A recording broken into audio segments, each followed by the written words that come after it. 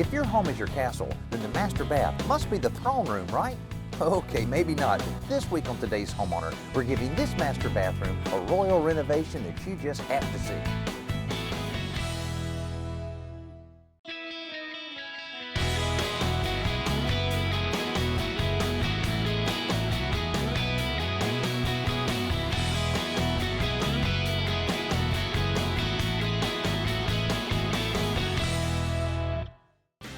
The owners of this home, the Comptons, have lived here for 5 years. Over the course of those years, they've renovated just about every corner of this 25-year-old house. You can see that a lot of updating's taken place in the master bedroom, but now they're really anxious to get started on the renovation of this master bathroom. Well, about 6 years ago we bought this house, and this house was an old home. It was 20 years old when we bought it, and over the years, the previous owners really hadn't done anything to the house. So we spent a lot of time, a lot of elbow grease, a lot of money redoing things really a step at a time over the last 6 years or so. And the master bathroom was the last step in a 6-year process of redoing this home. Well, the reason that we waited until the last to do the master bathroom is, frankly, it was probably the most expensive of all of the remodels that had to be done in the house. It's one thing to redo hardwood floors or to paint kitchen cabinets and things like that, but the master bathroom, well, that was a big project. Right now the bathroom is in really 2 separate rooms. You have one room where you've got the vanity area and a room in the bathroom where the toilet is located, the bathtub and the shower. And it just felt closed in, much like a cave, especially the walk-in shower. About a year ago, we noticed that the floor in the master bathroom was really beginning to crack. And about, I guess 6 months ago, I pulled up a couple of the tiles and found that there was some wood underneath the tiles that was somewhat rotten. Well, that sort of made us a little nervous. Once the demolition starts, those few crack tiles turn into mini crack tiles as the crew begins tearing apart every surface in the bathroom. Everything goes, including the wall that separates the 2 areas of the bathroom. That's so that we can create a more open space with this renovation. The current layout has the tub, toilet, and shower in one room and the vanities in another. The new plan calls for one large room with the garden tub in the center, flanked by the toilet on one side and a large shower on the other. The entry door will be moved just slightly to allow for a symmetrical his and her vanity on either side of the door. Now, because we're rearranging so much of the plumbing, not only do the walls have to go, but so do parts of the floor, which is not the end of the world since some of it has some pretty serious water damage. With the pipes exposed, our plumber Artie begins the work of rerouting the drain lines, but the job may be a little bigger than he anticipated because the existing system has several serious flaws. One thing, we've got a sanitary tee laid down on its back when this should be a combo that looks more like this. Now this is okay here, but this is flat vented. It has nothing to wash down the rest of the waste as it's coming through here, so this could cause a clog in the vent. This right here is a pressure 90, which is another no-no. That's used for pressure water pipe, not sanitary. And again here where the old shower was, there's no trap, allowing sewer gas to come directly into the house, which is a hazard to the homeowner and could make people sick. We don't want that, so the first order of business is to correct those problems before the new drain lines go in to accommodate the new layout for the room. Well, Artie and his crew have almost completed all of the plumbing in this bathroom renovation. They've completed the drain lines, and they're just about to get started on all the water lines. Now, I've been remodeling for over 30 years. I've done a lot of bathroom renovation. I can't remember a single one that we got to this point that we didn't find some of this. Rotten wood hidden away, and Artie does a ton of plumbing on bathroom renovations. And Artie, what causes this for the most part? Lack of maintenance, Danny. In this case, the marble pan wasn't properly caulked to the marble walls, cultured marble walls, and water got out and caused that. I guess same kind of thing when you have like a trim ring around your bathtub, and water can get behind it and I guess cause some of the damage we see here. Exactly right. You see the results of it. So you know that caulking that we always talk about is not just for appearance in a bathroom, it can prevent some of this type of costly damage. Now the water lines, you have copper here, I assume you're going to stay with copper. We're going to stay with copper, Danny. The best product ever made for water lines, and we're going to put new copper right back in. Man, it's been real expensive lately though. Yes, sir, it has gotten up there. But on a bathroom like this, you're really not using that much anyway. So. No, I mean, it's really cost effective in a situation like this. Okay, great. Well, we'll let you get to that. And while Artie's taking care of that, let's check in with Joe for this week's Simple Solution.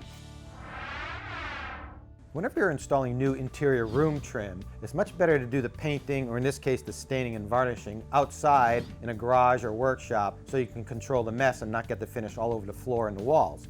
Now what I like to do when I'm applying polyurethane in particular, rather than using a brush, I like to apply the varnish with a foam roller. Now the advantage is that because the polyurethane is so thick, it has a tendency to pull the bristles out of the brush, then you get it in your finish. But with a foam roller, the shape of the molding gets right down into the deep crevices, plus it's a lot faster. And of course you're not going to be pulling out any bristles because there are none. Then once you get a nice coating of varnish on there, I like to come back with a disposable foam brush. And what that does, it allows you to pull out any bubbles or streaks and get a nice even coating of varnish, and it has a little point so you can get down into the deep crevices. Then you just let that dry. Now, the other advantage of using a foam brush is that at the end of the day, there's no paintbrush to clean. This week we're renovating an oddly laid out master bathroom to make it more functional for the homeowners. We've completed the demolition of the old bath and modifications to the plumbing so we can close the floor up with new decking. But one of the challenges we're really becoming aware of is access. Everything that goes in or out of this bath is coming up or down this spiral staircase on the back of the house. Now this will minimize the mess in the rest of the house, but it's quite a workout for the crew. After the floor is in, the cradle to support the new tub can be built and the framing is complete. Then the electrician routes the wire and installs all the hardware for the new lights, switches, and receptacles. Finally, we're ready for drywall. But again, there's the challenge of getting this stuff into the bathroom. Thankfully, it's a relatively small space, so there isn't that much that has to be carried or installed before Mark is busy applying the joint compound to smooth out the surface of the walls and the ceilings.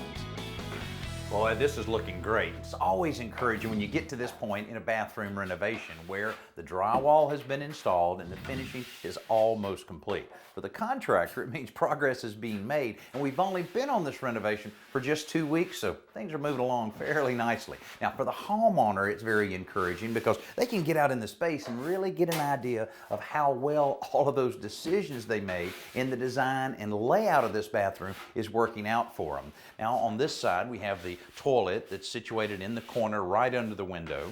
Then over here we have one vanity, and over here another vanity, and then right in the middle of the new bathroom layout we'll have a large soaking tub. This really has worked out very nice. Now over in the corner you may notice a little drywall missing. This is the location of our custom shower. Now the Comptons decided to go with tile, and of course you can't just stick tile to drywall, so we'll be installing some cement backer board to provide a suitable surface for that tile to be adhered to. And because of the extra steps that are involved in this, it can be fairly extensive. Now they chose tile, but you don't have to. What you decide on really depends on your budget and your personal preferences, whether you're building a custom shower or not. Now, if you happen to laugh out loud when I said budget, believe me, I feel your pain. Here's a great place to start. This is a one-piece unit, fiberglass with an acrylic gel coat. Really does look nice, and what's great about things like this is that these are really very simple to install, so you're going to save some money, not only on the price of the unit itself, but on the labor to put it in. Of course, if you want a bigger one, these do come in different sizes. If you want the tub with it, again, one-piece unit with the tub and the surround. Now let's say you live in a place where you've got to go up some stairs around these tight corners. You can't fit a whole one-piece unit in there. It's okay because these do come in separate pieces where you can get just the tub and separate units for the back. Keep in mind though, if you're going to do something like that, anytime you have a seam, you have a possibility for a leak. So if at all possible, get a one-piece unit. Now if you'd like to say, have something a little more roomy, that's kind of tight. In fact, this is rather tight in here, a little confined space. You can get just the pan just like this, and put, say, 2 walls up and then maybe an enclosure of glass or plexiglass, and it looks really good. Now, if you want to get away from the acrylic look, something, let's say, step up to cultured marble. That's a great choice because cultured marble really is a great surface for a bathroom. They have standard sizes at nominal prices, and of course, what's great about cultured marble is that it also can be custom fit for whatever space you have, and you've got additions like shower seats and of course the shelves for all those shower incidentals. Now, if, say, you do like all that, but you've just got to have that tile, got some good news for you too. You can get custom pieces just like this that are actually prefabricated with the backing so it makes installation a snap. Back in the Compton's bathroom, the work has started on their custom shower. This cement backer board won't go all the way to the bottom of the wall until after the guys install the vinyl shower pan over the floor. By folding it up the walls and then overlapping it with the final pieces of backer board, they're ensuring that water won't leak out even if it soaks through the grout in the finished shower. All the seams are taped and coated with thin set before the whole thing is sealed with this pink waterproofing material. Then a bed of mortar is spread out on the top of the vinyl pan and carefully sloped towards the center so the shower will drain properly. This really requires a skilled tile setter like James so that you don't end up with puddles all over the shower floor. I said it was extensive and we haven't even laid the tile yet. Now, while the mortar bed dries, the vanity cabinets go in, as well as the stone countertops and tub apron. And finally, we're ready for the tile. To support the weight of these big 12 by 12 tiles, James has installed a temporary ledger board where the second row of tile starts. From there, he's simply building his way up.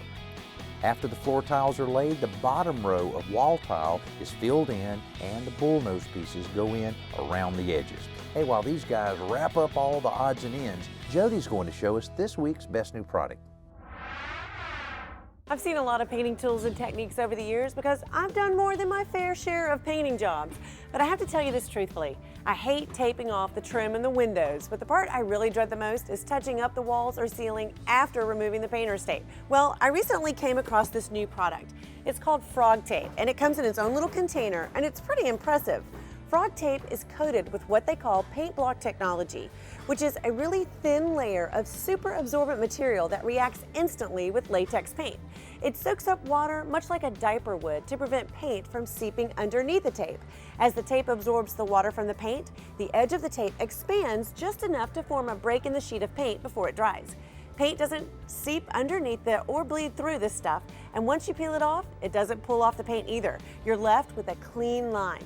The time saved on touch-up and cleanup alone is worth the $6 a roll. Think about it. It's almost like painting with a laser. Well, as you can see, the path that leads from the front of the house where all of our trucks are parked into the backyard where we have access to our second-story bathroom we're renovating is getting a little bit worn. Hey, the bathroom's going great, but it's always a challenge. When you have a project on the rear of a house and your only access point is something like the spiral staircase, all of the materials, all of the fixtures we're using are having to go up the stairs. That means this is getting quite a workout, so are we.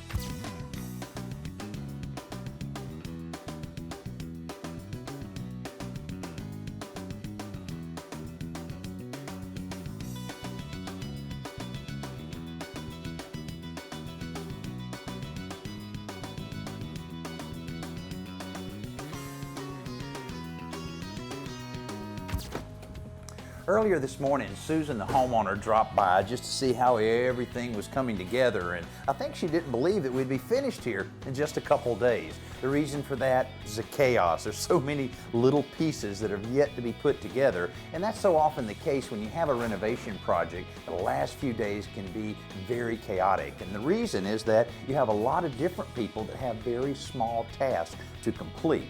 And that takes a lot of coordination and a lot of storage area and a lot of patience. And right now, we have the plumbers taking over in here.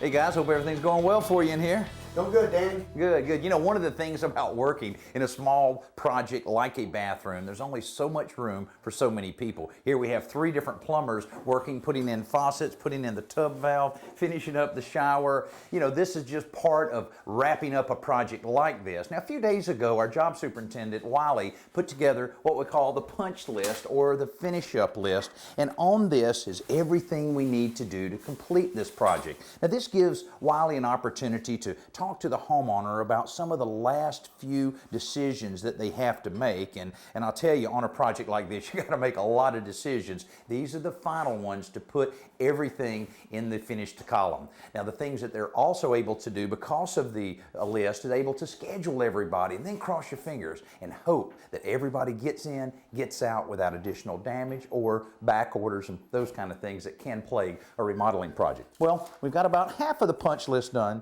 and about half of it to go. A good chunk of that list will be taken care of by Artie and his crew as they trim out all the plumbing fixtures and finish hooking up the drain for the garden tub. But there's also plenty of paint touch-ups, which usually will go on until the very last minute, because with all of this activity, some paint somewhere is bound to get scratched or scuffed. The medicine cabinets for both vanities have to be installed in the walls, and the TV has to be mounted and connected. The tub turns out to be more of a challenge than Artie anticipated, but eventually he has all the connections beneath it finished, so the custom panel the cabinet maker created can go in to cover up the front of the tub skirt. We're nearing the end, so we thought we would ask the Comptons how they're holding up in the process. Once the project is coming together and the tile is on the floor and the bathroom countertops are placed, you can see it coming together. You can visualize the finished product and the excitement starts to build again. And also having a contractor that you can rely on and who communicates with you through the process really helps. No, yeah, I can't begin to tell you, because of course over the 6 years that we've been working on this house, we've had some horror stories of contractors. Where we're hoping to create a fairy tale ending for the Comptons this time, and it's getting much closer as we check off the last few items on our punch list. For every energy dollar you spend on your home, a full 25% goes to heating water. So it only makes sense to find some way to reduce that cost, right? Well, a tankless water heater that gives you hot water on demand is the best solution. It costs almost 3 times more than a conventional heater, but the tankless heater is still worth the cost because of the money you'll save by not having to constantly heat the water. To illustrate it better, a conventional water heater is like trying to heat this glass of water with these candles. To keep the water hot, the candles have to keep burning. On the other hand, a tankless water heater is like this propane torch. It will heat the water in this thimble as you need it, and then it'll turn itself off as soon as it's finished with its job. We started this week with a divided bathroom that had several maintenance issues and just wasn't meeting the needs of the owner. And now we've transformed it into one bright open area that has everything the Comptons wanted. Though we haven't actually added any floor space, the bath just seems a lot larger. The colors and materials that Susan chose work together beautifully to create a warm, comfortable feeling in a room that will also be a lot more functional. You know, even with all of the demolition and rebuilding we had to do in this bathroom, it still only took about 5 or 6 weeks to complete. And the good news for Michael and Susan, this is the last area of the house that needs any renovation, so they can take a little break from all of the dust and noise. Hey, thanks for being with us this week. We'll see you soon. Next week, it's all about green at the Green Build Expo in Boston.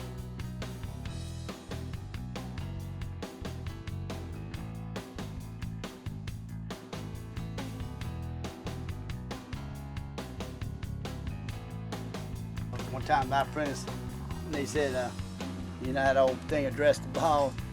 And I was working with a guy named Earl, and he says, have you addressed the pipe? And I said, not yet.